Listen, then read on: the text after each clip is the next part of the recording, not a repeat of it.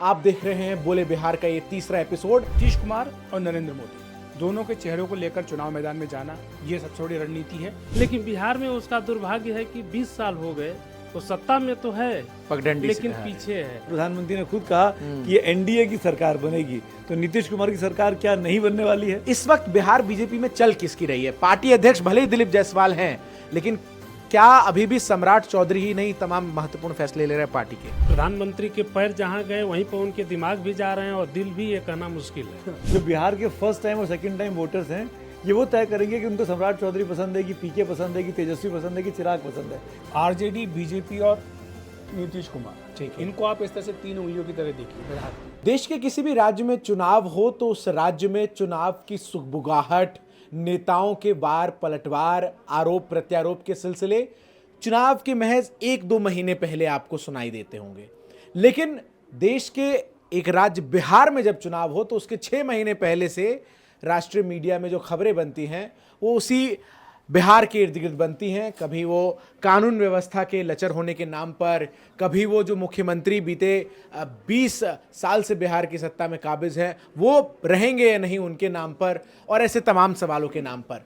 जी हाँ, आप देख रहे हैं बोले बिहार का ये तीसरा एपिसोड, और आज हम बात करेंगे बीजेपी की पॉलिटिक्स बिहार में किस तरीके से रही है अब तक, और इस चुनाव के बाद वो कितनी बदलती हुई नजर आ सकती है। और जो यक्ष प्रश्न इस वक्त खड़ा है कि क्या नीतीश कुमार ही अगर एनडीए चुनाव जीतती है तो मुख्यमंत्री बनेंगे, उसका भी जवाब तलाशने की कोशिश करेंगे। और मैं अपने मेहमानों का आपसे परिचय कराता हूं। हमारी बहुत ख्वाहिश फरमाइश पर इस वक्त हमारे साथ जुड़े हैं अखिलेश सर। बहुत बहुत स्वागत है अखिलेश सर का। और विचित्र मणि सर हमारे साथ जुड़े हैं। और सुमित सर का इंट्रो मैंने सोचा है कि इस बार ये दूंगा कि बोले बिहार में ये परमानेंट नॉन बिहारी मेंबर के तौर पर शामिल अब हमारे साथ हो चुके हैं। सुमित सर। अखिलेश जी भी नॉन बिहारी हैं, मेरे कॉलेज के सीनियर हैं, हम दोनों मध्य प्रदेशी हैं। पर मैं इस बात को कह सकता हूँ, ये मैं क्योंकि 2 एपिसोड से बोल रहा हूँ तो मेरी टांग खींच रहा है ये, मैं ये बोल सकता हूँ कि आज मैं अपने आप को घोषित करता हूँ कि मैं भी बिहारी हूँ, क्योंकि मैं भारतीय हूँ तो मैं बिहारी भी हूँ। शुरुआत करते हैं अखिलेश सर आप ही से। प्रधानमंत्री मोतिहारी में थे आज, जनसभा को उन्होंने संबोधित किया। 5वां दौरा इस साल में प्रधानमंत्री का, और एक रिपोर्ट आई कि अभी और भी कई दौरे जो है वो प्रधानमंत्री के होंगे। क्या रणनीति नजर आ रही है बीजेपी की बिहार में? देखिए, जब से प्रधानमंत्री बने हैं 2014 से, तब से ये 52 बार उनका दौरा बिहार का हो चुका है। बहुत बड़ी बात है कि 10-11 साल में आप किसी राज्य में इतनी बार जाएं, यानी आप अगर जोड़ें तो हर साल करीब से 5 दौरे उनके बिहार के रहे हैं। आज का जो दौरा है वो 6ठा दौरा है। और इसके साथ साथ आप ये मान के चलें कि जितने संभाग हैं, 9 संभाग हैं, हर संभाग में उनका जाने का कार्यक्रम है। चुनाव से पहले वो हर संभाग में दौरा कर लेंगे। कोशिश ये है कि जितने भी संभाग हैं सबको कवर कर लिया जाए। पहले फोकस उन संभागों पर किया गया जहाँ पर कि एनडीए थोड़ी कमज़ोर है। अब जो ताकत लगाई जा रही है वहाँ पर, जैसे कि आज मोतिहारी में थे, तो वहाँ पर ताकत लगाई जा रही है जहाँ पर कि एनडीए की ताकत अच्छी है। तो अब इस ताकत को बढ़ाने की कोशिश की जाएगी। जहाँ तक रणनीति का प्रश्न, देखिए पीएम मोदी तो सबसे बड़ा चेहरा है राष्ट्रीय लोकतांत्रिक गठबंधन का, लेकिन बिहार में नीतीश कुमार भी हैं। तो नीतीश कुमार और नरेंद्र मोदी दोनों के चेहरों को लेकर चुनाव मैदान में जाना, ये सबसे बड़ी रणनीति है। और इसीलिए आपने देखा होगा कि हर जो सभा पीएम मोदी की हो रही है, जो 6ठा दौरा उनका हुआ, अभी तक के जितने दौरे हुए जी, हर दौरे को, हर मीटिंग को एक तरह से एनडीए का शक्ति परीक्षण के तौर पर पेश किया गया कि शक्ति दिखाने के लिए कि हमारी एकता है, हम एकजुट हैं, हम एक मंच पर मौजूद हैं, ये संदेश देने के लिए कोशिश की गई है। तो ये संदेश आगे भी दिया जाता रहेगा। आगे भी इस तरह की जो बैठकें हैं पीएम मोदी के कार्यक्रम जो वो होते रहेंगे चुनाव की घोषणा तक। ठीक है, बहुत सारे इससे सवाल भी उठे हैं जो मैं आपसे पूछूंगा। मैं ओपनिंग कमेंट्स एक बार सबसे ले लेता हूँ। विचित्र सर, बिहार में बीजेपी को आप किस तरीके से वर्तमान परिस्थिति में देख रहे हैं, उस लिहाज से जब एक वाइड परसेप्शन ये बनता नजर आ रहा है ऑल ओवर इंडिया कि बीजेपी अपने ही अलायंस को जो है वो खत्म करने की कोशिश करती है अलग अलग राज्यों में? सबसे पहले तो जो बिहारी वाली बात हुई थी तो उसको मुझे याद आया कि बिहार में विधानसभा का चुनाव चल रहा था 95 का, तो हमारे क्षेत्र में प्रचार करने के लिए वाजपेयी जी आए थे। ठीक है। तो उन्होंने यही कहा था, जैसे सुमित जी ने कहा कि मैं भी बिहारी हूँ, मेरे नाम में भी अटल बिहारी। आप लोग सुमित बिहारी। ये तो एक बात हुई। वैसे दूसरी बात ये है कि बीजेपी के लिए बिहार सबसे बड़ा कहें तो एक तरह से सबसे मजबूत ग्राउंड पूरे देश में उसके विस्तार के लिए रहा है, क्योंकि वहीं पे आडवाणी की रथ यात्रा रोकी गई थी और उसी के बाद बीजेपी सबसे बहुत तेजी से बढ़ी और 120 सीटों के साथ विपक्ष का 1991 के चुनाव में बनी। पूरे देश में तो बीजेपी फैल गई, लेकिन बिहार में उसका दुर्भाग्य है कि 20 साल हो गए, वो सत्ता में तो है पगडंडी लेकिन पीछे है। और ये बीजेपी जैसी पार्टी को, वो भी जिसमें ये है कि ये दिल मांगे मोर, और जिसको लगता है कि जब हम दुनिया की सबसे बड़ी पार्टी हैं तो क्यों ना बिहार में भी हमारे पास वर्चस्व हो, वो चीज़ें नहीं हो पा रही हैं। उन्होंने पूरी कोशिश की, वो 2015 का चुनाव अकेले लड़के देख चुके हैं, बुरी तरीके से हारे। बुरी तरह नहीं कहेंगे, 58 सीटें तो ठीक है, लेकिन आप ये कह सकते हैं कि प्रधानमंत्री नरेंद्र मोदी का नाम और अमित शाह की रणनीति सारी नीतीश और लालू के सामने फेल कर ठीक है। आज भी अकेले अपने दम पर बीजेपी की स्थिति ऐसी नहीं है कि वो आगे बढ़ सके, इसीलिए नीतीश अपनी अस्वस्थता के बावजूद बीजेपी के लिए अपरिहार्य है, उनके बिना वो नहीं आगे चल सकते। तो ये बीजेपी की मौजूदा स्थिति। ठीक है सुमित सर, आपका ओपनिंग कमेंट, बीजेपी के लिए बिहार कितनी बड़ी चुनौती है? बीजेपी के लिए नो डाउट बिहार में चीज़ें इस बार पिछली बारों के मुकाबले ज़्यादा आसान अभी दिखाई दे रही हैं, लेकिन मैं इसको इस तरीके से भी देखता हूं कि कल जब नीतीश कुमार ने ट्वीट करके या फेसबुक पोस्ट डाल के घोषणा की कि वो 125 यूनिट बिजली मुफ्त देंगे, तो ये नीतीश कुमार की नहीं है, ये बीजेपी की रणनीति है।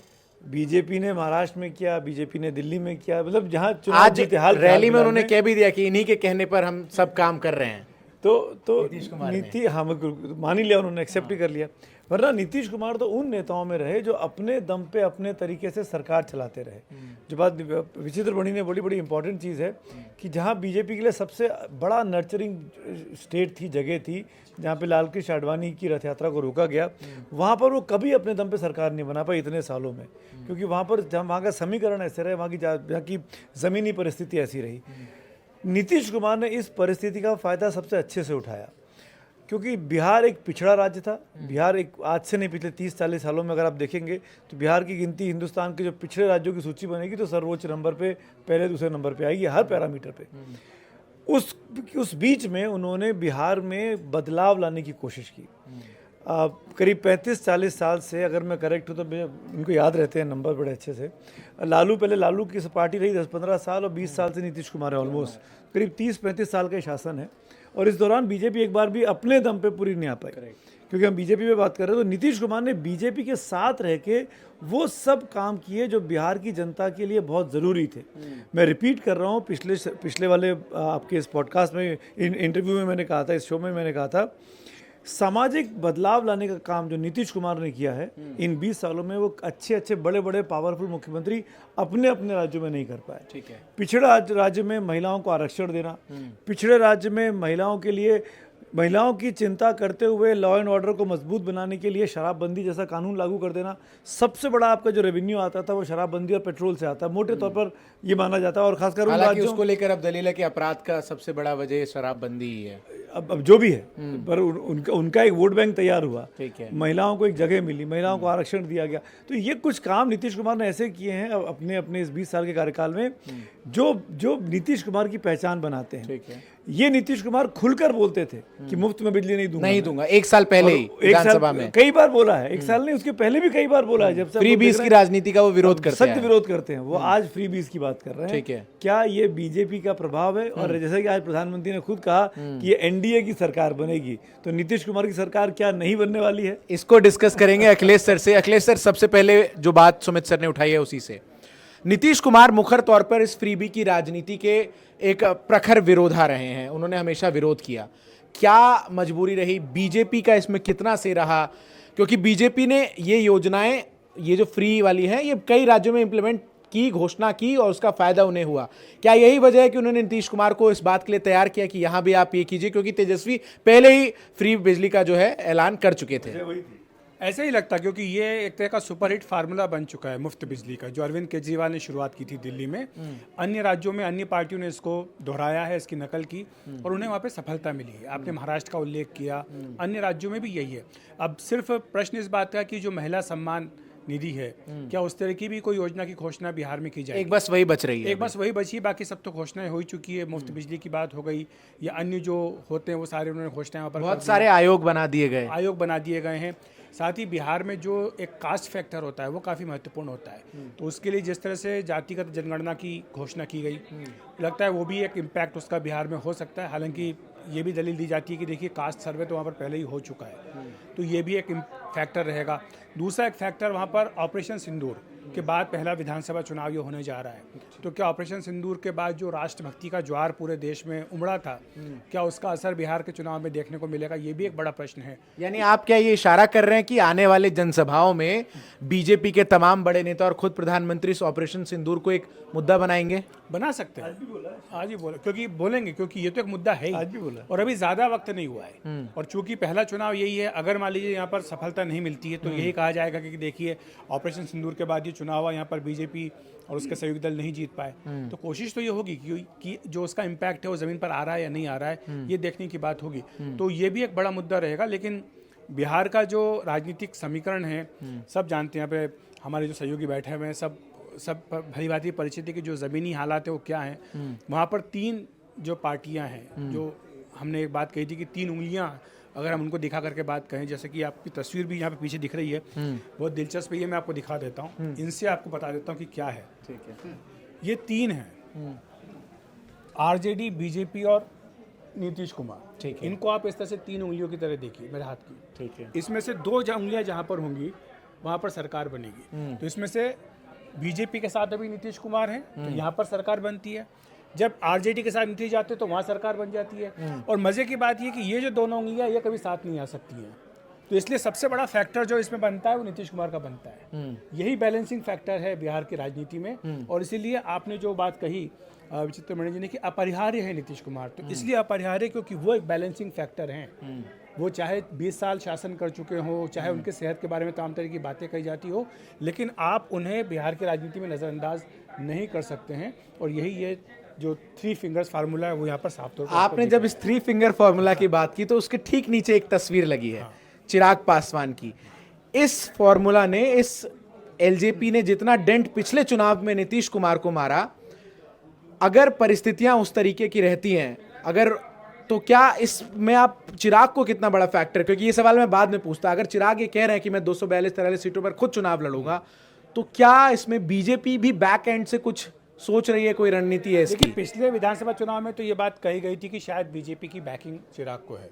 इस बार ऐसा नहीं है, क्योंकि इस बार बीजेपी को लगता है कि ये चुनाव जो है नीतीश के चेहरे पर ही लड़ना है। चिराग क्यों कह रहे हैं कि चिराग क्यों कह रहे हैं, ये चिराग से पूछना पड़ेगा। वो इसलिए पूछना पड़ेगा क्योंकि अगर हम एनालिसिस की बात करें तो चिराग पासवान अकेले अपने बूते अगर चुनाव लड़ते भी हैं तो वो मुख्यमंत्री बनने का सपना अपना पूरा नहीं कर सकते हैं। देखिए, अगर एनडीए में रहेंगे तो जो फार्मूला है कि 1 लोकसभा सीट पर आपको 6 विधानसभा सीटें मिलेंगी, तो उसके हिसाब से 5 उनके एमपी हैं तो 30 के सीटें बनती आसपास मैक्सिमम। लेकिन 30 जेडीयू नहीं देने के लिए तैयार होगी, उनको 20 से 25 सीटें ही मिल सकती हैं। तो 20-25 अगर वो जीत भी जाए सारी की सारी सीटें, तो भी वो एक सीएम के दावेदार 25 सीटों के आधार पर नहीं हो सकते। ठीक है। अगर वो जाते हैं आरजेडी के साथ, यानी आपके इशारा कर रहे हैं कि विकल्प है ये चिराग के पास। अगर मान लीजिए जाते हैं, अगर चिराग अगर जाते हैं आरजेडी के साथ, कुछ चल रही है क्या बातचीत अखिलेश सर? सिर्फ संभावना की बात है। मान लीजिए अगर यहाँ पर किसी बात से नाराज होते हैं, अगर छोड़ देते हैं, जाते तो वहां पर क्या उनको क्या मिलेगा?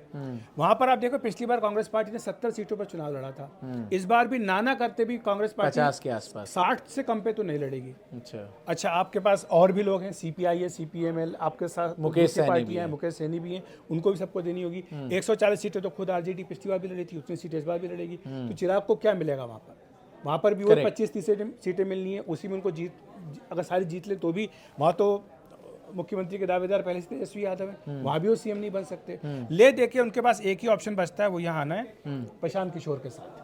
प्रशांत किशोर जो कि अपने आप को एक तीसरी ताकत के तौर पर स्थापित करने की कोशिश कर रहे हैं, वो अगर चाहे तो चिराग पासवान और प्रशांत किशोर के बीच में गठबंधन हो सकता है। वहां पर चिराग पासवान जितनी चाहे उतनी सीटें लड़ सकते हैं और सफलता को लेकर के डाउट रहेगा। पिछली बार भी उन्होंने सीटों पे लड़ा था, 1 सीट जीत पाए थे। हाँ, जेडीयू को नुकसान पहुंचाया था और जेडीयू इस बात को कई बार कह भी चुकी। ये पिक्चर से बहुत अच्छी तरीके से अखिलेश सर ने डिस्क्राइब किया। सुमित सर, हर स्टेट को लेकर कहा जाता है जहां बीजेपी अलायंस में है कि धीरे धीरे करके बीजेपी जो है वहां बड़े भाई की भूमिका में आ जाती है, भले ही शुरुआत छोटे भाई से करे।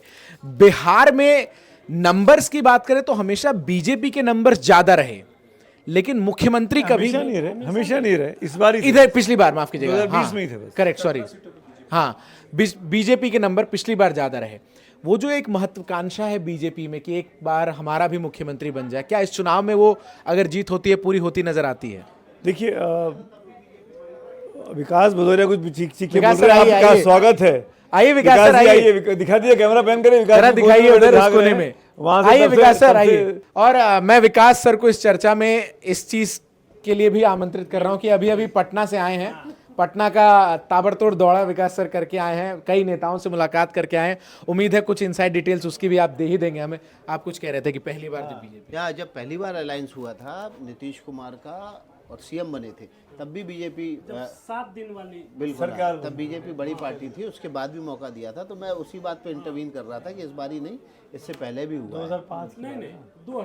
2000 में जब सिर्फ 7 दिन की सरकार बनी थी तब बीजेपी बड़ी थी, लेकिन 2005 में नीतीश कुमार की दोनों चुनाव में पार्टी बड़ी हो गई। बड़ी हो गई, लेकिन देखिए उसके बावजूद देखिए बीजेपी ने, जब छोटी पार्टी हुआ करती थी, सीटें कुल बराबर लड़ने को देते थे, और धीरे धीरे ऐसा हुआ कि बीजेपी उनको ज़्यादा सीटें देने लगी चुनाव लड़ने के लिए, जिसको रिवर्स किया जब मोदी युग लौटा, तब बराबरी पर लौटा, लेकिन उससे पहले उनको ज़्यादा सीटें लड़ने को दी जाती थी। तो इसी वजह से कहा जाता है कि बीजेपी ऐसी पार्टी जो अपने अलाइंस के लिए भी सब कुछ अपना दाव पे लगा देती है, लेकिन अब वापस लेने का वक्त आ गया, ऐसा लगता है। सुमित सर आप कुछ कह रहे नहीं, मैं सिर्फ इतना कहना चाह रहा था कि बीजेपी के बारे में ये जो इमेज बनी है ना कि अपने अलाइंस को खा जाती है, दरअसल दिक्कत शुरू हुई थी महाराष्ट्र से, शिवसेना से। ऐसा है नहीं, बीजेपी की सरकारें आज की तारीख में जब तीसरी बार मोदी जी प्राइम मिनिस्टर बने हैं, तो देखिए ना उनका जो गठबंधन है एनडीए का, उसके पास इंडिया ब्लॉक से ज़्यादा नेता है। अगर आप गिनने जाएंगे पार्टी वाइज तो हो सकता है कि यहाँ पे बड़े बड़े चेहरे दिखें, पर संख्या वाइज एनडीए के पास ज़्यादा लोग और हैं। इसमें मुझे जेपी नड्डा का एक बयान भी याद आता है जो उन्होंने कहा था क्षेत्रीय और राष्ट्रीय पार्टियों को लेकर, उसके बाद भी बहुत ज्यादा बवाल हुआ था बिहार के परिप्रेक्ष्य में। और मतलब बीजेपी ये कहना कि इस बार हमारा मुख्यमंत्री बनेगा, मैं इस पे ये कहना चाह रहा था कि ये पूरे चांसेस हैं, ये पूरे चांसेस हैं। मैं कई बार अपने कैफ़े में और एनडीटीवी के मंच पर इस बात को कह चुका हूँ कि चुनाव के बाद की परिस्थिति बिल्कुल अलग होने वाली है। प्रशांत किशोर तो हर मीटिंग में, हर इंटरव्यू में कह रहे हैं कि नीतीश कुमार अब मुख्यमंत्री नहीं बनेंगे। तो क्या प्रशांत किशोर राजनीतिक विरोधी है, उनको छोड़ देना चाहिए। ठीक है। पर जिस तरह की परिस्थिति आज की तारीख की बनती दिखाई दे रही है, प्राइम मिनिस्टर की रैली में आप नीतीश कुमार जी की बॉडी लैंग्वेज देखिए, नीतीश कुमार जी का भाषण देखिए कि हम इन्हीं के कहने पे कर रहे हैं, इनके लिए ताली बजाइए, इनके लिए खड़े हो जाइए। तो ये जो नीतीश कुमार का बदला हुआ रुख है उम्र के इस पड़ाव में, जब वो आखिरी मेरे ख्याल से सियासी पारी अपनी खेलने आए हैं, भगवान उनको लंबी उम्र दे, तो अब बीजेपी के पास ये मौका है, जैसे कि मैंने अपने पहले पॉडकास्ट में कहा था, इस इंटरव्यू में कहा था कि ये चुनाव सर मिलेनियल्स का चुनाव है। जो बिहार के फर्स्ट टाइम और सेकंड टाइम वोटर्स हैं, ये वो तय करेंगे कि उनको सम्राट चौधरी पसंद है, कि पीके पसंद है, कि तेजस्वी पसंद है, कि चिराग पसंद है। लालू और नीतीश का चुनाव नहीं है, अब इनका चुनाव होने वाला है। इसमें एक चीज़ बस जोड़ देता हूँ कि सम्राट चौधरी का मैंने भी कुछ दिनों पहले इंटरव्यू किया था, तो सबसे आखिर में मैंने ये सवाल पूछा था कि क्या बीजेपी का भी कोई सीएम हो सकता है बिहार में, तो उन्होंने इस बात को खारिज नहीं किया था। उन्होंने कहा था कि इस बारे में पार्टी के नेता फैसला करेंगे। तो यानी बीजेपी भी इस तरह से मानसिक रूप से तैयार है। पिछली बार भी आप जानते हैं कि बीजेपी को ज़्यादा सीटें मिली थी, लेकिन चूंकि बीजेपी ये कह चुकी थी कि चाहे ज़्यादा सीटें हमारी आएँ तो भी नीतीश कुमार ही मुख्यमंत्री बनेंगे, तो नीतीश कुमार ने कहा, जेपी नड्डा का जब फ़ोन गया तो नीतीश कुमार ने कहा कि देखिए आपकी ज़्यादा सीटें आई है, आप अपना मुख्यमंत्री बना लीजिए। लेकिन नड्डा जी ने कहा कि नहीं, देखिए हमने कमिट किया था, हमने पब्लिकली बोला कि ये नीतीश कुमार ने पिछले चुनाव में कहा था उन्होंने कि भाई आपके ज़्यादा सीटें आई, आप मुख्यमंत्री अपना बना लीजिए। तो उस पर नड्डा जी ने कहा कि नहीं, देखिए हमने पब्लिकली कमिट किया था कि हमारी चाहे ज़्यादा सीटें आए तो भी आप ही मुख्यमंत्री बनेंगे, तो इसलिए आप ही मुख्यमंत्री बनिए। इस बार भी बीजेपी वही कह रही है। लेकिन जैसा सुमित ने कहा, ये सही बात है कि एक तरह से ये नीतीश कुमार का आखिरी चुनाव है, क्योंकि इसके बाद क्या होगा, अगर एनडीए जीतता है तो वो खुद मुख्यमंत्री बनेंगे या नहीं बनेंगे, ये फैसला वो खुद करेंगे। ठीक है। बीजेपी अपनी ओर से इस फैसले को उनके ऊपर थोपेगी नहीं। अखिलेश सर, एक सवाल जो बार बार उठता रहा है वो ये है कि जैसे हमने दिल्ली के कॉन्टेक्स्ट में देखा था, बीजेपी इस चुनाव से पहले जो दिल्ली में बीजेपी जीती, कि दिल्ली बीजेपी में भी इंटरनल पॉलिटिक्स बहुत ज़्यादा थी, और बिहार के परिप्रेक्ष्य में भी अगर हम बात करें तो वहाँ पर अंदरूनी राजनीति, आपसी जो बीजेपी के नेताओं की हैं वो हम देखते आए हैं समय समय पर। इस बार भी सम्राट चौधरी जिनका हमने चेहरा लगाया, क्या वो चेहरा होंगे, या फिर विजय सिन्हा जो लगातार खुद को जिस तरीके से पोजीशन कर रहे हैं वो होंगे, या फिर कोई ऐसा नाम जो केंद्रीय आलाकमान के गुड बुक्स में है, जो केंद्र में भी मंत्री है। इस वक्त बिहार बीजेपी में चल किसकी रही है? पार्टी अध्यक्ष भले ही दिलीप जायसवाल हैं, लेकिन क्या अभी भी सम्राट चौधरी ही नहीं तमाम महत्वपूर्ण फैसले ले रहे हैं पार्टी के? देखिए, बीजेपी में सामूहिक नेतृत्व दिख रहा है बिहार के अंदर। वो इसलिए मैं बात कह रहा हूँ क्योंकि चेहरा कोई भी हो, फैसले आप जानते हैं कि कहाँ से होते हैं। दूसरी बात यह है कि जो चेहरे की बात है, ये सवाल तो बीजेपी से पूछा जाता है कि मान लीजिए आप कहें कि आपका मुख्यमंत्री बनेगा, तो मुख्यमंत्री का चेहरा कौन होगा? आपने तो कोई लीडरशिप तैयार ही नहीं की बिहार में। सुशील मोदी के जाने के बाद से तो ये वैक्यूम दिखता है वहाँ पर। करेक्ट। लगता है कि सबको लगता है कि सुशील मोदी के बाद बिहार में नेता बीजेपी का कोई अच्छा, लेकिन बीजेपी ने इसका जवाब दिया है। दो उप मुख्यमंत्री उन्होंने पहले बनाए, रेणुका देवी और तारकेश्वर प्रसाद। अब वो आज कहाँ हैं उनके बारे में आप नहीं अंदाजा लगा सकते कि यहाँ पर राजनीति में क्या भूमिका में है, किस में नहीं है। आज भी 2 उप मुख्यमंत्री हैं, और जाहिर सी बात है सम्राट चौधरी जो कि कास्ट के जो गणित होता है उसके हिसाब से ज़्यादा आगे दिखाई देते हैं, मुखर भी दिखाई देते हैं, युवा भी हैं। लेकिन क्या वही उप मुख्यमंत्री होंगे, ये तो भविष्य के गर्भ में छुपा हुआ है इसका उत्तर। लेकिन बीजेपी के जब नेताओं से पूछा जाता है कि क्या वाकई आपके पास कोई लीडरशिप है बिहार में, क्योंकि आप कहते हैं कि भाई हमारा बन सकता है सीएम, तो क्या आपके पास कोई लीडरशिप है? क्योंकि महाराष्ट्र में तो आपके पास फडणवीस थे। करेक्ट। तो आपने तुरंत उनको आगे कर दिया, बना दिया, मुख्यमंत्री के बाद उप मुख्यमंत्री बना दिल्ली में भी आपके पास चेहरे के तौर पर एक प्रवेश वर्मा थे चुनाव से पहले प्रोजेक्ट करने के लिए। तो वैसा आपके पास कोई है या नहीं? तो उनका ये कहना है कि हमारे पास कई सारे चेहरे हैं, ऐसा नहीं कि हम नहीं बना सकते। और वाकई बीजेपी अगर मौका जब लगा कि बनाना है तो किसी को बना सकते हैं। आपने देखा है मध्य प्रदेश में, छत्तीसगढ़ वो तो में, हमने देखा राजस्थान ही में, है। उड़ीसा में, तो वो तो पार्टी बना सकती है, उसमें कोई बड़ी बात नहीं है। मेरा सवाल सर आपसे ये है, एक बार आपकी इजाज़त से, कि मोहन यादव को बनाया, भजन लाल शर्मा को बनाया, भूपेंद्र पटेल को बनाया, मांझी साहब को बनाया, पर क्या ये लीडर हैं? ये पसंद हैं दिल्ली की, बना तो दी गए हैं, पर क्या ये अपने अपने राज्यों के लीडर बन गए अपने नेताओं के बीच में, अपने काडर के बीच में? देखिए, लीडर पार्टी में एक ही है, तो मोदी जी हैं। उनके नाम पर ही चुनाव बीजेपी लड़ती है, चुनाव उनके नाम पर ही जीतती है। तो वहाँ पर राज्यों में अब जो मॉडल बना है, क्योंकि देखिए जब आपके पास एक इतना बड़ा नेता हो, इतने बड़े कद का हो, और 3 बार चुनाव लगातार जीतना कोई बहुत सामान्य बात नहीं, इतने बड़े देश में असामान्य है ये। क्योंकि बहुत ही आप देखें कि एक्स्ट्रॉर्डनरी घटना है कि आप 3 बार लगातार चुनाव जीतें, तो वो उनकी लोकप्रियता बताता है। तो इसलिए बीजेपी को राज्यों में भी और कहीं भी किसी अन्य चेहरे की आवश्यकता है नहीं। मुझे लगता है कि ये फार्मूला है जो बीजेपी जिस पे काम कर रही है। निशिकांत दुबे साहब ने कह भी दिया है कि अगर मोदी जी ना हो तो 150 सीटें ना आए। सही बात है, आज की तारीख में तो ये दिखता भी है। यही बात विशेष सर आपसे भी हम जानना चाहेंगे। ये बिहार बीजेपी में जो एक कॉन्फ्लिक्ट नजर आता है, सम्राट चौधरी जो है वो एक सिरा थामे हुए हैं, क्योंकि है नहीं वो सामूहिक नहीं, ये बोल रहे हैं, उनको तो अपने ही बात करें। मैं कॉन्फ्लिक्ट इस लिहाज से बोल रहा हूं क्योंकि अभी भी बिहार बीजेपी में भले ही स्टेट प्रेसिडेंट दिलीप जायसवाल बन गए हों, लेकिन जिस तरीके से अभी एक अस्पताल घोटाले में मेडिकल कॉलेज घोटाले में उनका नाम सामने आया, उसके बाद से पूरी तरीके से वो कहाँ चले गए हैं कुछ नजर नहीं आ रहा है। आज तो एक खबर और दे दूं आपको मैं, आज प्रशांत किशोर ने प्रेस कॉन्फ्रेंस की है, वहाँ पे उस मेडिकल घोटाले की उस महिला को सामने लेकर आ गए हैं, जिसपे इल्जाम लगा रही है कि इनके अस्पताल में पति की हत्या हुई। ये बात बहुत दिनों से वो कह रहे हैं प्रशांत किशोर। और इस पर बीजेपी की चुप्पी। तो एक दिलीप जायसवाल आपके किधर हैं ये नहीं अभी पता चल रहा है। सम्राट चौधरी की पोजीशनिंग जो है वो बहुत स्ट्रांग अभी से कुछ महीनों पहले तक नजर तो आ रही थी, लेकिन अब विजय सिन्हा जिस तरीके से एक्टिव हुए और प्रधानमंत्री का उनके घर पहुंच जाना, जब वो पिछली बार पटना गए थे उनके बेटे के एंगेजमेंट सेरेमनी में, उसने एक मैसेज दिया कि ये भी हो सकते हैं। तो वो जो एक अलग अलग धड़े हैं, सबको एक साथ जिस तरीके से प्रोजेक्ट किया जा रहा है, इसको आप कैसे देख रहे हैं? नहीं, आप प्रधानमंत्री के पैर जहाँ गए वहीं पर उनके दिमाग भी जा रहे हैं और दिल भी, ये कहना मुश्किल है। तो ये आप नहीं कह सकते हैं कि प्रधानमंत्री जी विजय सिन्हा के घर गए तो वहीं उनके मुख्यमंत्री पद की पसंद होंगे। उससे पहले हमने हरियाणा चुनाव में देखा था कि कई नेताओं ने, जहां ये सम्राट चौधरी प्रचार करने गए थे, कह दिया था कि बिहार के भावी मुख्यमंत्री। नायब सिंह सैनी ने बोला था कि ये बिहार के, वो वहाँ पर उनके लिए प्रचार करने के लिए गए, उन्होंने बोल दिया।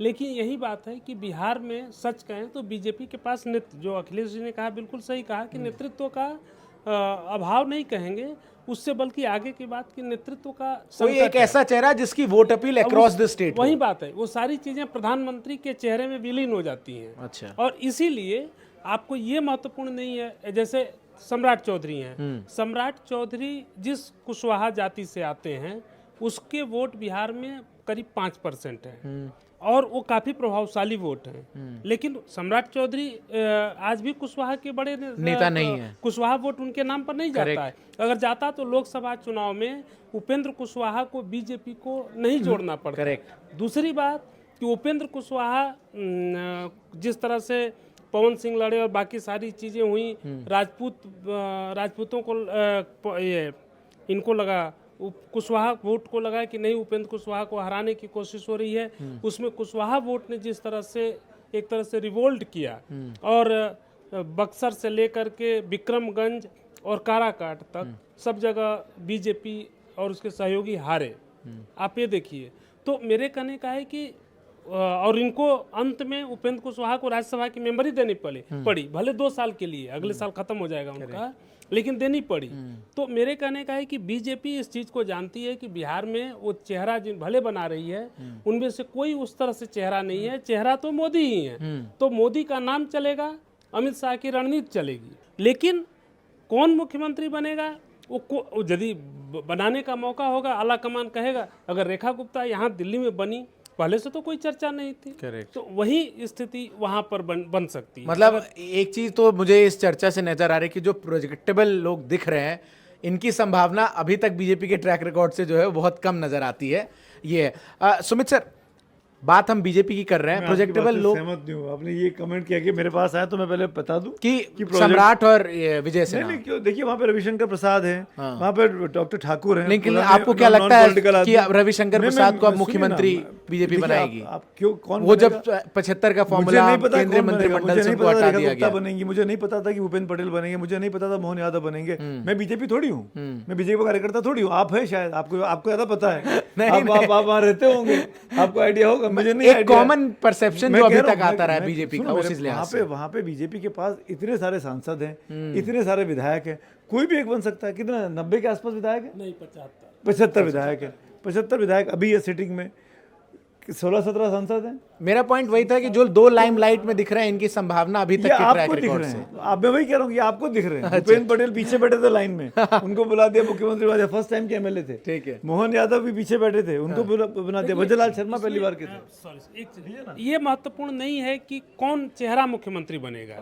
बीजेपी अगर हम फर्ज कीजिए कि बीजेपी को लगता होगा, हर पार्टी को जैसे लगता है, जैसे आज प्रधानमंत्री ने कहा कि भाई हमारी ही सरकार है, एनडीए सरकार हाँ, आएगी। तो अगर उनकी एनडीए सरकार आ गई और नीतीश कुमार ने स्वेच्छा से, कोट अनकोट स्वेच्छा, अपना पद छोड़ दिया और बीजेपी का हुआ कि नहीं भाई आप अपना मुख्यमंत्री बनाइए, तो ये महत्वपूर्ण ही नहीं है कि कौन चेहरा बनेगा। और आला बीजेपी कमान की का- पसंद, इन बिल्कुल, शॉर्ट। एक लाइन में यह है कि वो बात जिसको बीजेपी की करते हैं तो उसके और भी अलायंस की बात करते हैं। मैं चिराग को आप किस तरीके से इस पूरे चुनाव में देख रहे हैं? चिराग और बीजेपी के संबंध उस लिहाज में, जब पिछले पूरे चुनाव में वो हनुमान बताकर उन्होंने इस अलायंस को ऐसा डेंट दिया कि नीतीश कुमार की टीस जो है वो काफ़ी लंबे समय तक रही। हालांकि अब दोनों साथ ही में, लेकिन फिर से कानून व्यवस्था के मुद्दे पर चिराग जैसे मुखर नजर आए हैं।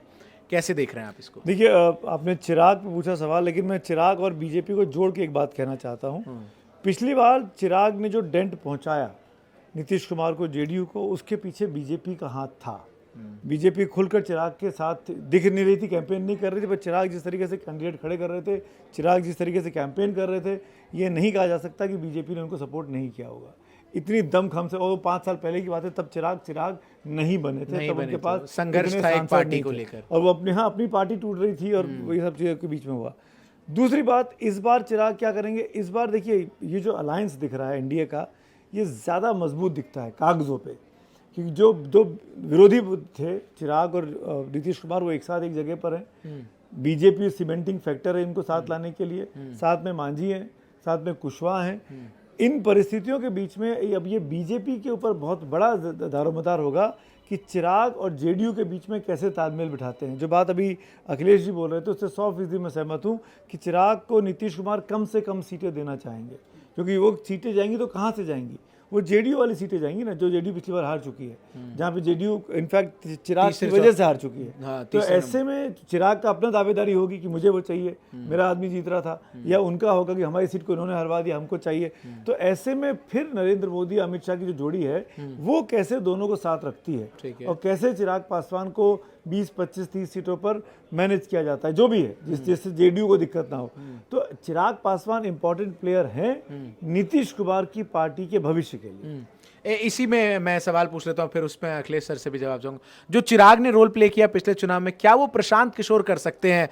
भले ही चिराग इस तरफ हों, लेकिन वो जो वोट काटेंगे वो किसके काटेंगे, सबसे बड़ा सवाल है। आज जब बाबा ने भी बात की चिराग से, तो उन्होंने कहा हाँ मैं वोट कटवाऊं, मैं तो दोनों तरफ के वोट प्रशांत से। प्रशांत से, सॉरी। नहीं, मैं इस बात से 100% सहमत हूँ कि वो वोट किसके काटे लेंगे। नहीं, कि वो इस चुनाव में प्रशांत किशोर का सबसे बड़ा टेस्ट हो रहा है। या तो उनकी पार्टी खत्म हो जाएगी पूरी तरीके से, या वो चमक जाएंगे, वो इतनी बड़ी ताकत बनकर उभर जाएंगे कि अगला जब भी चुनाव हुआ करेंगे बिहार में, तो प्रशांत किशोर की पार्टी जनसुराज को आप इग्नोर नहीं कर पाएंगे। आप उनके चमकने को किस लिहाज पर टेस्ट करेंगे? उन्होंने किसको कितना डेंट पहुंचाया, उन्होंने कितनी सीटें जीती? नहीं, कितना परसेंटेज वोट आया, किस किस इलाके से वोट आया, ये बड़ा इंपॉर्टेंट है। क्या पूरे राज्य में जो मेहनत कर रहे हैं पिछले 2, 2.5, 3 साल से, क्या पूरे राज्य में उनके इनरोड्स बन गए हैं? मैं सीटों की बात ही नहीं कर रहा हूँ। हो सकता है कि सीटें उनकी 10, 8, 5, 2, 3, 1 आए, पर क्या उनको 10% वोट मिला था लोकसभा में?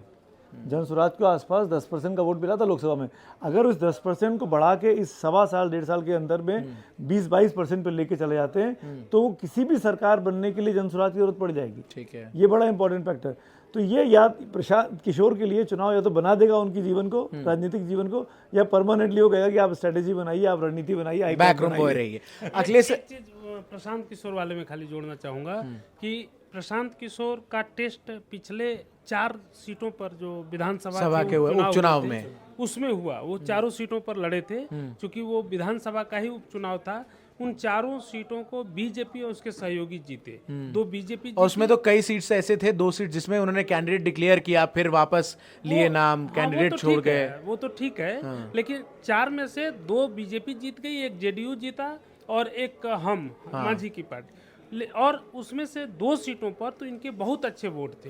23,000 और 17,000, और 2 वोट और ऐसा लग रहा था कि 2 सीटों पर गठबंधन को फायदा हुआ, मैंने बीजेपी गठबंधन को, और 2 सीटों पर उनको थोड़ा नुकसान हुआ। मतलब कि अगर अगर ये लड़ते, अगर प्रशांत नहीं लड़ते तो विपक्ष को फायदा मिल सकता था। तो विपक्ष को ये लगता है कि प्रशांत किशोर से बीजेपी को फायदा होगा, लेकिन प्रशांत किशोर के अब लोकसभा में चूंकि 243 सीटों का है। दूसरी बात की अखिलेश जी जो कह रहे थे कि चिराग अगर उधर जाएं तो पीके के पास मुझे नहीं मालूम कि पीके आगे क्या करेंगे, लेकिन 2-3 दिन पहले पीके का बयान आया था।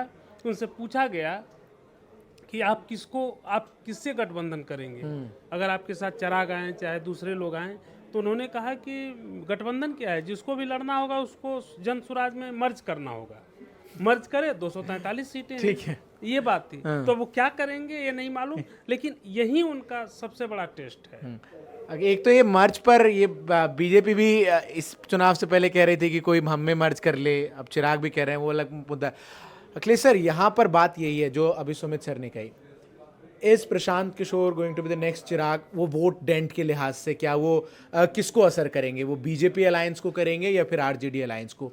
और चिराग का रोल आप इस वक्त कैसे देख रहे हैं? कौन कम्युनिकेट कर रहा है उनसे?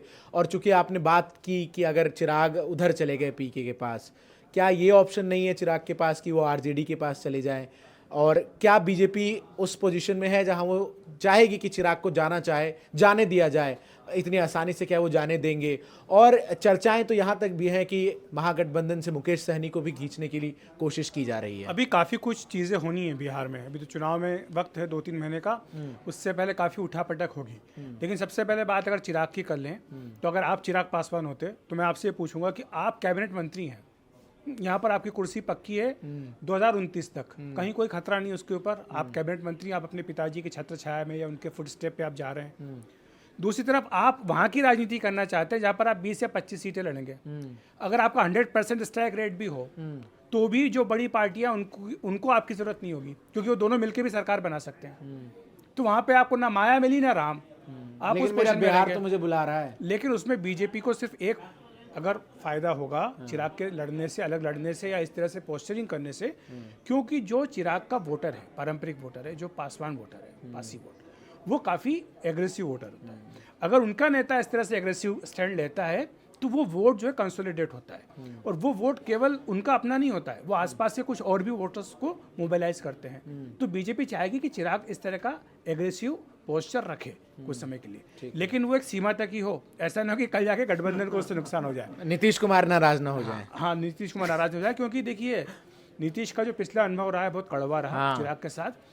कल भी चिराग पासवान की जेपी नड्डा से मुलाकात हुई है। उस पूरे प्रकरण के बाद तो उन्होंने ऐसा पंप किया कि चिराग की पार्टी के 2 फाड़ करवा दिए। वो फिर उसमें बीजेपी की भूमिका थी, उसमें बीजेपी की भूमिका थी। लेकिन वो मंत्री जो अगर बने चिराग थे पासवान की पशुपति पार्टी पारस। के 2 टुकड़े करा सकती है बीजेपी, तो आगे जाके फिर मिलवा भी सकती है ना, ये भी तो एक उम्मीद रहती है। ये है तो उम्मीद क्या बाकी अभी? आगे जाके भी हो सकता है। अभी भी 5 सांसद उनके पास हैं, उसमें अगर चिराग अगर अलग जाते हैं, मान लीजिए आरजेडी के साथ जाते हैं या प्रशांत किशोर के साथ जाते हैं, तो क्या उनके सांसद भी उनके पीछे पीछे जाएंगे? पहली बात तो उनको अपनी कुर्सियां छोड़नी पड़ेगी कैबिनेट की। कोई क्यों छोड़ेगा? कैबिनेट की कुर्सी छोड़ के आप विधायक बनने क्यों जाएंगे? पहली सिंपल सी बात है, कॉमन सेंस है कि आप कैबिनेट मंत्री यहाँ पर हैं, लोकसभा के सांसद हैं, वो छोड़ के आप विधायक बनने के लिए खाली 243 में से एक विधायक बन के क्यों क्या करेंगे? और ऐसा कोई वैचारिक मतभेद भी नहीं हुआ, मतभेद भी ऐसे नहीं। कोई वैचारिक द्वंद्व भी नहीं आया कि आपको दूसरी choose बात करना में है। आता हूँ प्रशांत किशोर के ऊपर। प्रशांत किशोर अरविंद केजरीवाल नहीं है। बीजेपी कैसे देख रही है प्रशांत किशोर के इस पूरे वही कैंपेन मैं को? उसी पर आ रहा हूँ। प्रशांत किशोर अरविंद केजरीवाल नहीं है। अरविंद केजरीवाल एक आंदोलन से निकली हुई पार्टी थे। उस पार्टी की एक सीमित भूमिका थी, एक सीमित क्षेत्र में उसका प्रभाव था, दिल्ली। वो दिल्ली जहाँ पर कि मीडिया का बहुत ज़्यादा वर्चस्व है, मीडिया एक बड़े इन्फ्लुएंसर के तौर पर काम करता है, वहाँ पर उन्होंने मीडिया के सहारे लेकर के अपने प्रभाव क्षेत्र का इस्तेमाल किया, बढ़ाया, उसको बढ़ाया। लेकिन आंदोलन था, एक सकारात्मक माहौल उनके पक्ष में था। प्रशांत किशोर के साथ ये सारी बातें नहीं है। बिहार बहुत बड़ा है, बिहार बहुत कॉम्प्लेक्स है, और तीसरी बात ये कि बिहार में कोई ऐसा एजिटेशन नहीं चल रहा है। प्रशांत किशोर की जो पार्टी है वो किसी आंदोलन से निकल करके नहीं आ रही है वहाँ पर।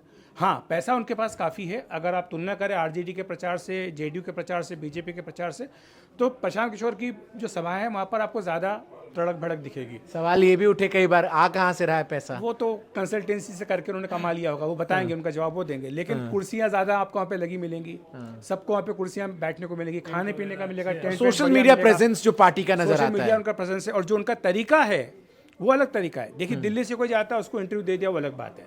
आज हमारे सहयोगी मनोरंजन भारती का उनको दे दिया, ठीक है, आपने नेशनल चैनल पे अपनी प्रेजेंस बना ली, लेकिन वो लड़ाई लड़ रहे हैं यूट्यूबर्स के माध्यम से। करेक्ट, वो उन्होंने रीजनल में भी बहुत Regional में छोटे उन्होंने छोटे किया, छोटे लोगों को सबको कल्टीवेट करके अपने Correct. प्रचार प्रसार कर रहे हैं। तो ये वो मॉडल पे काम कर रहे हैं। अब आपका जो मूल सवाल है कि किसका नुकसान करेंगे, जो बात विचित्र मणि जी ने बताई उपचुनाव को लेकर के, कि ठीक है, थोड़ा नुकसान आरजेडी का किया, थोड़ा उन्होंने एनडीए का किया, लेकिन उपचुनाव की जो डायनेमिक्स होती है वो अलग होती है। उसमें मूलतः जो सत्तारूढ़ पार्टी होती है उसका वर्चस्व होता है, मोटे तौर पर माना जाता है।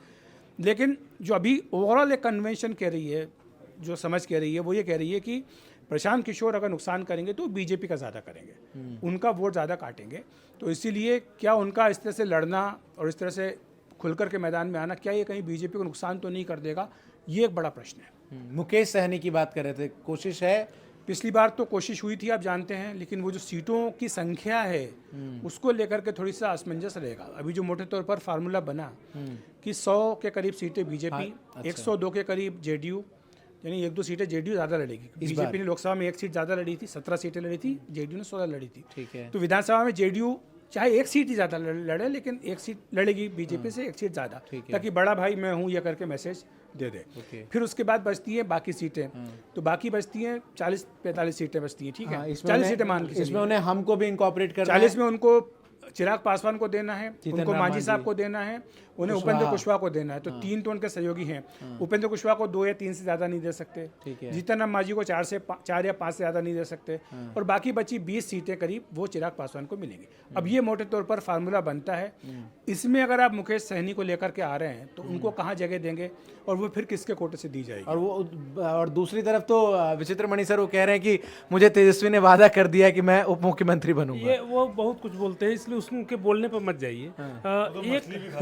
हाँ, तो ठीक है, मछली खाने में हेलीकॉप्टर तो इस बार लला बिल्कुल बिल्कुल वही हेलीकॉप्टर में एक जो केजरीवाल वाली बात अच्छी उठी थी और अखिलेश जी ने सही कहा कि बिहार और दिल्ली की जो पृष्ठभूमि है और जो सामाजिक राजनीतिक परिवेश है वो बिल्कुल अलग अलग है, लेकिन कई चीज़ों में अजीब सी समानता है दोनों में। जैसे केजरीवाल ने भी ये कहा था कि हम आपके लिए आए हैं, ये भी आपके लिए आए हैं। केजरीवाल ने कहा था कि हम जन लोकपाल के लिए लड़ रहे हैं, ये भी एक संवैधानिक सुधार कि हाँ राइट टू रिकॉल के लिए, जो एक जमाने में बिहार से ही जयप्रकाश नारायण ने चलाया था। करेक्ट। राइट टू रिकॉल जन लोकपाल केजरीवाल नहीं ला पाए, ये ला पाएंगे कि नहीं, एक बड़ा प्रश्न चिन्ह है।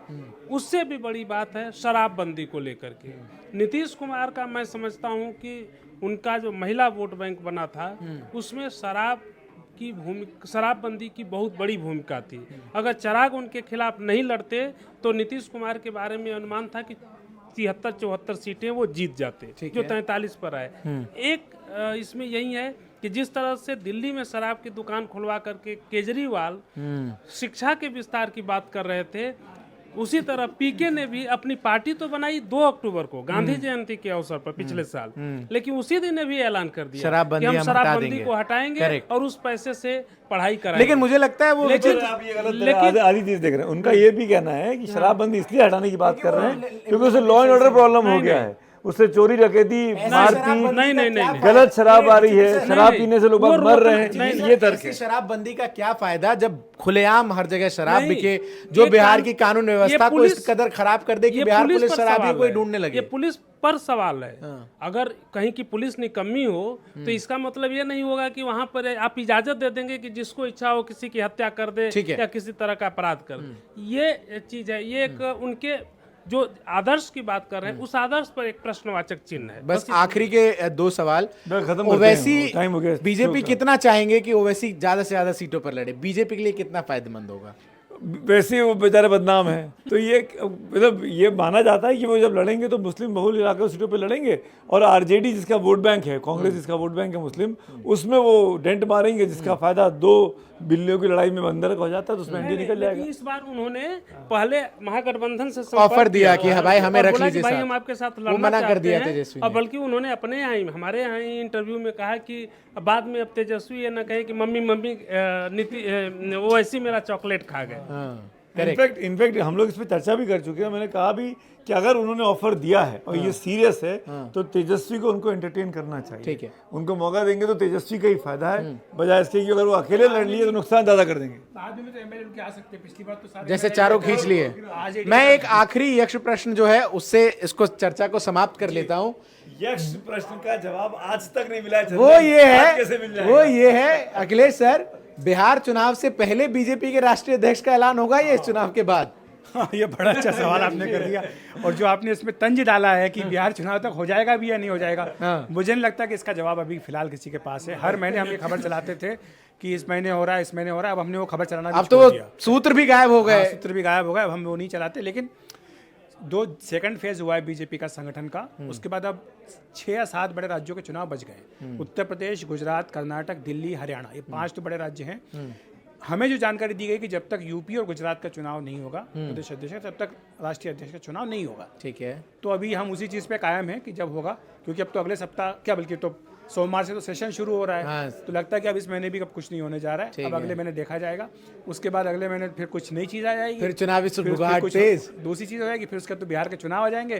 फिर कहीं ऐसा ना हो कि चलिए नड्डा जी अभी तो चल रहा है तो बिहार चुनाव। सोशल मीडिया पर ऐसे कई मीम्स हैं कि जेपी नड्डा ने ऐसा काम कर दिया अध्यक्ष रहते हुए कि कोई रिप्लेसमेंट नहीं मिल रहा। आपने यक्ष की बात की तो यक्ष के प्रश्न का उत्तर तो ये भीम, अर्जुन, नकुल, सहदेव कोई नहीं दे पाए, उसको धर्मराज युधिष्ठिर ने दिया था। तो अगर आप ढूंढिए कि पत्रकारिता का धर्मराज कौन है या राजनीति का धर्मराज कौन है, और उससे आप पूछिए। सर की प्रेजेंस उस हिसाब से है, इसलिए मैंने इन पर ये धन्यवाद। लेकिन इस मामले में हम फेल हैं, हम भी गैस नहीं कर सकते कि किसको बना रहे हैं। आप कुछ कह रहे थे? मैं सिर्फ इतने से कह रहा हूँ कि चाहे जो बने, जब भी बने, नड्डा साहब तो मैच कर रहे हैं। नड्डा साहब के पास इतना गोल्डन पीरियड चल रहा है, ये कुछ करना है नहीं करना है, मतलब पूरी 3 पदों पर है। राज्यसभा के सभापति नेता, राज्यसभा में नेता, कैबिनेट मंत्री, हाँ स्वास्थ्य मंत्री स्वास्थ्य के साथ साथ मतलब केमिकल वो एंड कहावत फर्टिलाइजर है, भी है। सुमित सर, दोनों हाथों में लड्डू इनके तो और मुंह में भी। मुंह में भी लड्डू। और इस सब के बीच में इतने दायित्वों के बावजूद उन्होंने वजन गजब का लॉस किया है। लेकिन ये भी खूब कोई कह weight सकता है lose कि देखिए नड्डा जी का तो बिहार से संपर्क है, हाँ, पॉइंट। पढ़ाई की, तो इसलिए बिहार चुनाव तो तक ये उनको जाते रहने जाते की अखिलेश सर ने एक पॉइंट दे दिया है कि क्यों जेपी नड्डा बिहार चुनाव तक अध्यक्ष जो है वो बने रह सकते हैं, क्योंकि उनका बिहार कनेक्शन है। फिलहाल बोले बिहार के इस एपिसोड में इतना ही। अगले हफ्ते फिर हाजिर होंगे बिहार चुनाव से जुड़ी तमाम चर्चाओं को आपके सामने लेकर। बहुत बहुत शुक्रिया आप सभी का हमारे साथ जुड़ने के लिए।